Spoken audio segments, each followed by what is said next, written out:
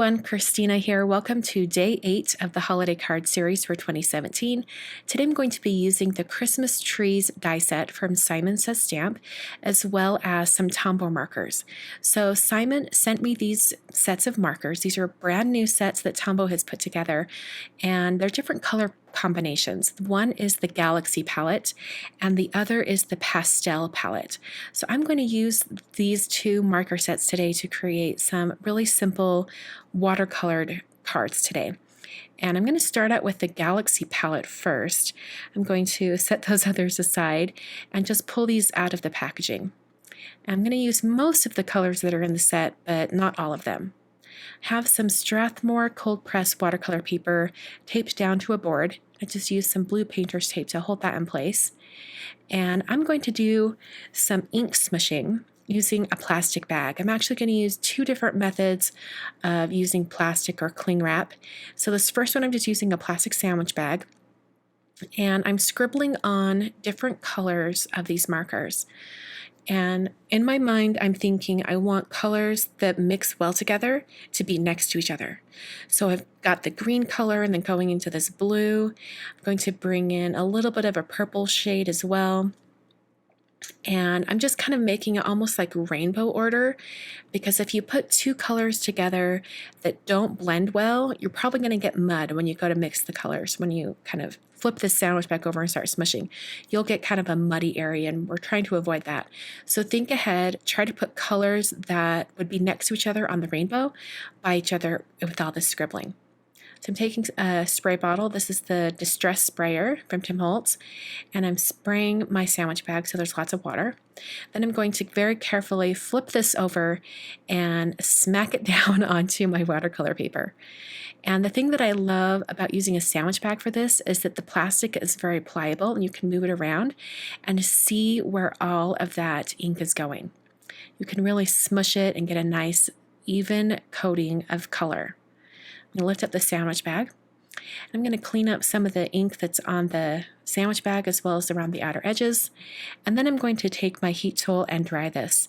And the thing that's really cool about using Tombow markers for this is that the colors really don't dry back. They stay vibrant and bright. So the colors, the way they look when you first set them down, that's exactly how it's going to look once they dry. So now I'm going to move on and do something with cling wrap. So this is like cling wrap or saran wrap, something that you can move around even more than a sandwich bag. And I'm using the same pattern of colors for all my scribbling as I did before. So I have that green along the top. I've got the two colors of blue. I'll have the pink over on the one side and then purple in that bottom corner. I'm going to spritz this with my spray bottle once again just to get some water going, and then I'll flip this over onto my watercolor paper. Now the difference between what I did the first time and what I'm doing now is I'm going to crinkle up this cling wrap so it has these really cool kind of veins happening.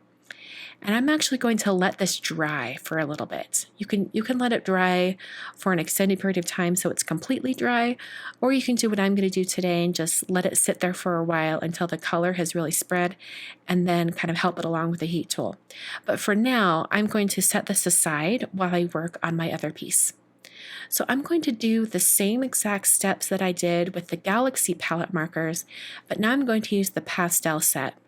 And the thing that I really loved about using the pastel markers for this is that you get a really soft, ethereal effect, which can sometimes be hard with watercolors or when you're using brighter shades of markers, because they tend to go too bright from the very beginning.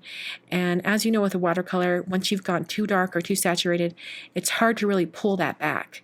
So by starting with these really pale colors to begin with, it really ensures that you have a nice pale, very pastel color palette from the very beginning. So I did all the colors all at once, and then I dried it, and then I worked in stages where I did each individual color, wet that with a spray bottle, and then smushed that down onto my watercolor paper. And this helped me get kind of different layers of colors. It also gave me some more organic edges to all of the colors. And as you know, with Tombow markers, when they're dry and then you put more moisture on top, it reactivates it. So I'm bringing in some droplets of water that I'm spraying into my hand and then picking that up with a paper towel, and that gives me some really cool water droplet effects. You get the same thing when you bring in the additional colors and the edges kind of creep out. I think it looks really cool. So here's that cling wrap piece. You can see how it kind of creates these really cool like segmented areas, or kind of like where the color was bleeding out. I think it looks really, really cool. So I hit that with my heat tool until it was dry. And then like I did on the pastel piece, I'm just flicking some water on using my hand. I'm spraying my hand with the spray bottle and then dropping it onto my watercolor piece. I'll take a paper towel and sop up these water droplets, and wherever the water has been applied, it reactivates the color underneath and you get this really cool water droplet effect. So now I've got those Christmas tree dies, and I'm going to run them through my Big Shot machine, and I'm going to repeat these Christmas trees as many times as I can so that I can create multiple cards using just these two backgrounds. So I ran through all of those with the Galaxy palette, and now I'm going through the ones with the pastel palette, trying to get as many Christmas trees as I can. So I'm going to prep my card bases now. I'm using some Neenah Classic Crest Solar White cardstock, and this is the 110 pound version, and I'm scoring them 5.5 to create a top folding card. I'm going to create 4 cards today, and actually I probably could have stretched this out to 6 cards using all of those different die cut trees, but I'm going to keep it just to 4 and show you how I finished off these cards today. So I'm using a stamp set from Simon Says Stamp called Fa La La, and I'm taking one of the greeting stamps that's in it, and I'm going to stamp this at the very bottom of each of these card bases. I'm prepping each cardstock piece with an anti-static powder tool, and then stamping that greeting stamp in Versamark ink. It's going to give it a nice impression at the very bottom. I then took some embossing powder from Brutus Monroe, and this is the color Sterling. I've been trying out a bunch of different colors from Brutus Monroe lately, and this Sterling color is fantastic. It's a great silver shade. I picked up all of these from the Brutus Monroe website a while back, and I've just been slowly trying out all of the different embossing powder shades. So after I had all 4 card bases stamped and embossed, I then applied all of the Christmas trees using some foam tape. And the first card I did had a cluster of trees. There were 7 trees on this one card. I kind of wanted to mix up the colors and the shapes.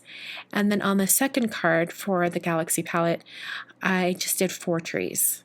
And that was because most of the other trees that were left over were a little bit larger. I think if I was to do this again, I would make sure that I die cut more of that smallest tree. So I did the exact same arrangement of trees using the pastel palette watercolor pieces. And I really love how soft and just comforting this color palette is with those really pale colors. So those are the cards for today. Hope you guys enjoyed. This is a really fun way to take any background that you've created and die cut them with all the trees and then assemble them on a card. You could do this with any type of background you have, whether it's watercolored or inked or blended or things like that. Thanks so much for watching today. I will be back on Monday with day 9 of the Holiday Card Series.